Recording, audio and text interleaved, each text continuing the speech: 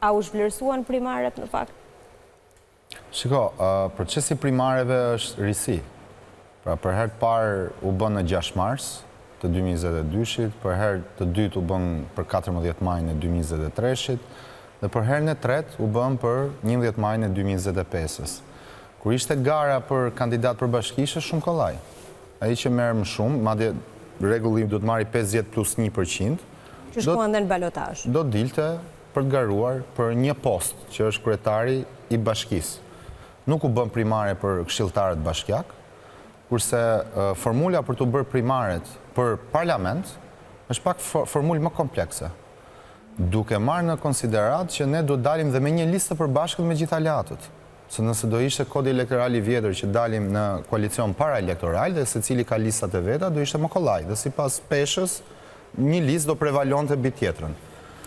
Por për këtë arsye që dhe të vëndeve që aleatëve duhet me pa tjetër t'ju ajepnim, sepse i meritojnë se kanë vota, se nuk janë vëndet falura kot, janë vëndet se do sjellin vota në atë listë, u morën dhe vendime të dhimbshme. Unë pa tjetër nuk jam këtu për të thënë që miku im, Hysen Kadiu, nuk e meriton të ishe parlament, e meriton të jetë më shumë se mua në parlament.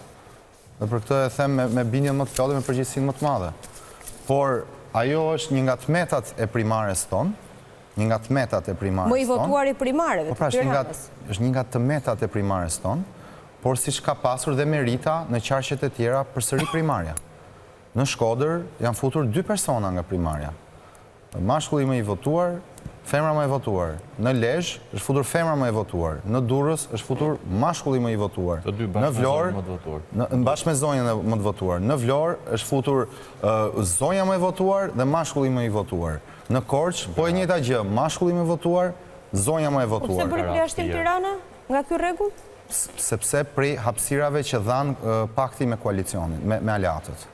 Ishin 4 vëndet rezervuar për aleatët dhe 8 vëndet rezervuara për pozicionet ex officio, për drejtuesit politik. Mund t'i marrim të gjitha emrat nga fillimi, që nga kryetari i partisë, sekretari i përgjithshëm, kryetari i Këshillit Kombëtar, drejtuesi politik i qarkut, koordinatori politik i qarkut, koordinatoria e diasporës, kryetaria e forumit gruas dhe kryetari i forumit rinisë. Pra është mungesë hapësire dhe është e met. Po është Levis Badhiu, për shembull. Është koordinatori politik i qarkut Tiranë-Durrës.